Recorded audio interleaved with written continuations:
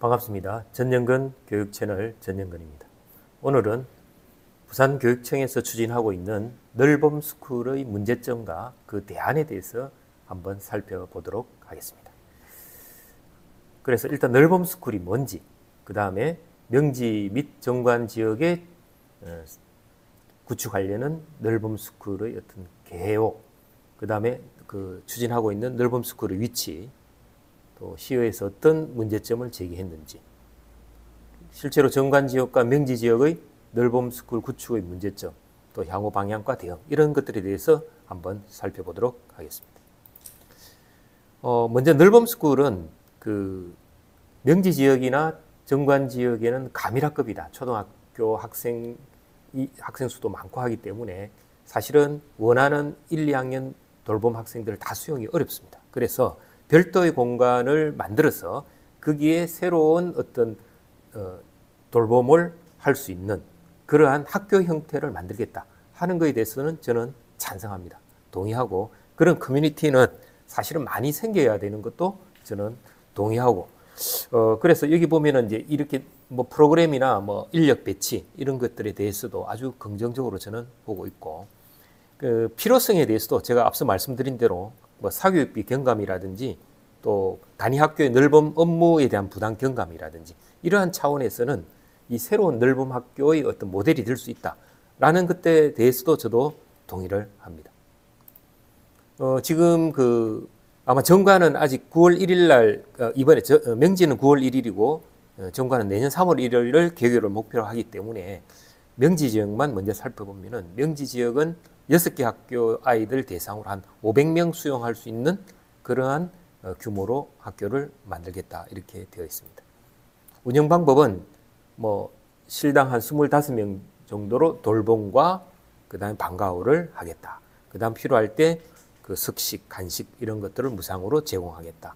이렇게 해서 전반적으로 운영 계획은 내용은 지금 잘 되어 있습니다만은, 그러면은 과연 동의는 하는데 왜 어떤 문제점이 있는 데에서 한번 살펴보겠습니다. 일단 명지 지역 널봄스쿨부터 보면은, 명지 호선나 교회 인근에 부지가 있어요. 이 시부지입니다. 이 시부지에 2년 6개월 정도 임대를 무상으로 우리가 사용할 수 있도록 교육청에서 시하고 협의가 된 걸로 알고 있고, 여기에 모듈러 교실 설치해서 운영하겠다. 근데 모듈러 교실 설치비 한 47억 정도 소요됩니다. 정관 지역은 더 심각합니다. 정관 이중 신설 부지거든. 학교를 신설하는 부지에 한 2년간 정도 운영하겠다는데, 여기도 공사비가 모듈러 교실 설치비 등이 한 54억, 두 개 널봄스쿨이 한 100억 원 정도 들여서 하겠다는 겁니다. 그래서 이렇게, 물론 그 지역에는 이제 가밀학급이고 돌봄이 수용이 안 되기 때문에 이렇게 별도 학교를 만드는 것은 저는 이해가 되지만은, 2년간 한시적으로 100억 원을 투입해서 꼭 이렇게 해야 되느냐, 예산을 어떤 낭비해 가면서까지, 여기에 대해서는 한번 하나하나 살펴보도록 하겠습니다. 일단 위치를 보면은, 명지 지역은 호산나 교회 부지, 여기는 사실은 반 정도 잘라서 한쪽에는 내년에 부산남고가 들어옵니다. 부산남고가 1년간 37억을 들여가지고 임시로 1학년을 배치하기로 되어 있고, 인근에 같이 붙어 있겠죠. 여기에 명지 널봄스쿨을 지금 만들겠다라고 되어 있는데, 여기에 지금 6개 학교, 그러니까 명호초 있죠, 그죠? 남명초, 그 다음 오션초, 그 다음에 여기는 이제 명원초, 또 여기는 신명초, 명지초. 명지초는 조금 멀겠죠, 여기까지 오는데. 제가 보니까 한 3km 정도 떨어져 있습니다. 물론 차를 태워서 보내기 때문에 가는 데는 문제는 없지만, 아무튼 학부모 입장에서 볼 때 차를 태워서 보내는 것에 대해서 동의하는지에 대해서도 한번 깊은 고민이 필요합니다. 정관 지역은 여기가 정원초, 인근이 정원초인데 그 앞에 부지가 있더라고요. 이 부지가 정관의 중학교도 가밀이기 때문에 여기 15학급의 어떤 중학교를 설립하게 되어 있습니다. 그래서 2027년 개교를 목표로 해서 내년부터 공사를 하게 되는데, 여기에다가 정관 지역의 널봄스쿨을 이제 만들겠다는 거죠. 물론 인근에 초등학교가 지금 한 6개 정도 있는데, 과연 그 중학교 신설하는 이 부지에다가 공사가 곧 시작될 건데 여기에 54억을 들여서 널봄스쿨을 만드는 게 이게 만드는 건지 여기에 대해서도 조금 뒤에 다시 말씀을 드려보도록 하겠습니다. 시의회에서 지금 교육위원회 그 시의원님들하고 또 예산결산특별위원회 위원님들이 많은 지적을 했습니다. 특히 그 교육위원회에서 지적한 걸 보면은 이 47억과 54억이 매몰 비용인데 굳이 한시적으로 이렇게 해야 되느냐에 대해서 모든 의원들이 문제점을 제기했고 특히 그 부회장이신 박중묵 의원은 정관 이중이 공사가 시작되는데 그 공사장의 소음이나 분진 또 통학 안전 이런 우려되는 그에 대한 어떤 그 문제점 제기와 더불어 또 2년간 정도 하고 한시적으로 사용하는 데 대해서 54억 이상의 어떤 비용이 소요되는 데 대해서 전체적인 어떤 그런 계획 없이 추진하는 게 아니냐, 졸속 추진이 아니냐 이러기에 대해서 많은 시의회에서도 문제점을 제기했습니다. 결국 일단 추경에는 이 예산이 모두 통과가 됐습니다. 국책 사업이다. 그러니까 국가가 필요한 사업이라 해서 일단 통과가 됐는데 그렇다 손 치더라도 좀 더 심도 있게 논의를 해서 추진하는 게 저는 맞다고 생각합니다. 그러면은 명지 지역의 널봄스쿨의 어떤 문제점은 뭐냐? 명지나 정관이나 마찬가지입니다. 2년간 정도 한시적으로 사용하고 여기에 들여지는 특히 그 모듈러 교실 설치비는 모두 매몰 비용이라는 거죠. 그렇게 예산 낭비 요소가 크다는 것은 동일합니다. 그리고 명지 지역은 앞서 말씀드린 부산 남고가 임시로 들어오기 때문에 인접해 있다는 점. 그리고 2년 6개월 정도 쓰고 에코 델타 시티로 간다 하지만은 새로운 비용이 또 들 겁니다. 거기 그러한 문제점. 과연 오후에 일부 말은 8시까지 한다지만 사실 8시까지 아이를 맡기는 학부모는 거의 없을 겁니다.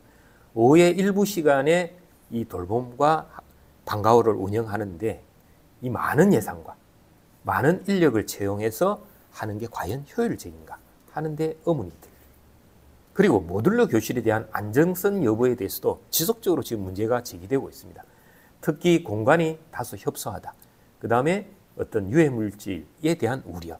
이러한 것들이 계속 지속적인로 제기되는 상황에서 굳이 모듈러 교실을 구축해서 넓은 교실을 운영해야 되느냐 하는 문제.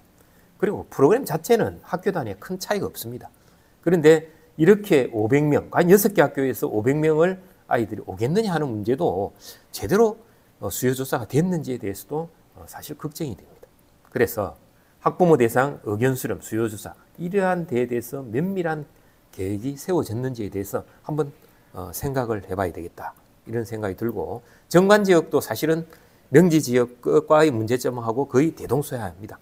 54억 원이 매몰되는 그런 비용 문제라든지 특히 제일 심각한 거는 그 지금 학교를 설립하는 부지에 과연 요쪽에다가 널봄스쿨을 만든다 하더라도 펜스를 치고 이쪽으로 공사 차량이 들락날락 거릴 건데 물론 아이들이 뭐 이쪽으로 갈지는 모르겠지만은 여기 나오는 분진 소음 또 어떤 안전 이런 것들이 담보된다 하더라도 과연 학부모님들이 이 널봄스쿨에 보내겠느냐 하는 것도 한번 깊이 생각을 해봐야 되고 또 한 가지는 이 정관 이중 부지는 학교 부지입니다. 학교 신설 부지입니다. 여기에는 이번에는 아마 소규모 학교이기 때문에 자투, 그렇게 자체 투자 심사를 해서 아마 추진하는 것으로 알고 있는데 그러면은 이 부지에 널봄스쿨을 설치할 수 있는 근거가 뭔지 상당히 저도 한번 확인해 볼 필요가 있다. 어떤 근거가 있는 건지 여기에 이 널봄스쿨을 설치해도 되는 건지 여기에 대해서도 한번 확인을 해야 됩니다. 그리고 프로그램은 뭐 명지와 거의 유사하기 때문에 학교 단위와는 거의 차별이 없다. 여기도 마찬가지로 정관 지역의 학부모님들에 대한 의견 수렴, 수요조사 제대로 됐는지 한 번 더 확인해 주기를 바랍니다. 그래서 대책에 대해서 한 번 더 마지막으로 살펴보면은 두 사업 다 2년 정도에 쓰고 100억 원이 매몰되는 그런 비용입니다.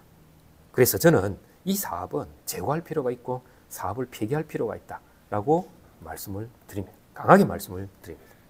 두 번째는 그러면은 이 가밀 학교가 있는 명지나 정관 지역의 초등 돌봄을 어떻게 수용하면 좋겠느냐 하는 문제는 학생들의 안전이 최우선이기 때문에 이 문제에 대해서 저는 일단 학교 단위 늘봄 학교 운영을 내시려 하는데, 계속 추진해왔던 우리 동네 자람터, 그러니까 아파트 단지나 여러 가지 그 지역 사회에 있는 기관들, 뭐 도서관, 이러한 것들을 활용해서 우리 동네 자람터를 계속 만들어내서 수용하지 못하는 아이들 아파트 인근, 그러니까 거주지 인근으로 해서 수용할 수 있도록, 그렇게 뭐 우리 동네 자람터뿐만 아니라 지역 아동 돌봄 센터 이런 것들을 그 지역 사회하고 계속 협의해서 늘려나가는 게 필요하고, 그리고 지금은 원하는 아이들을 다 받겠다 하니까 이 문제가 생기니까 이렇게 과밀 지역에 있어서는 한시적으로 맞벌이 가정 자녀 우선으로 해서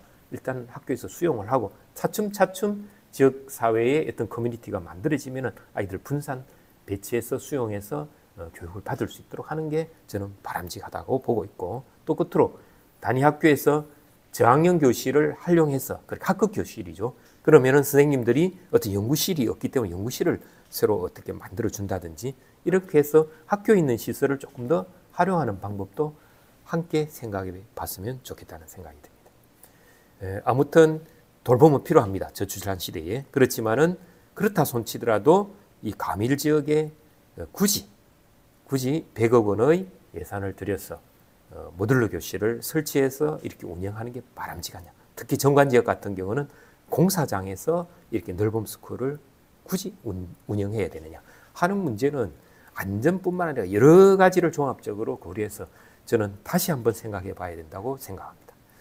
아무튼 오늘은 늘봄 스쿨 구축에 대해서 문제 제기 또 대안을 말씀드렸습니다. 같이 함께 고민해 주었으면 하는 그런 바람입니다. 고맙습니다.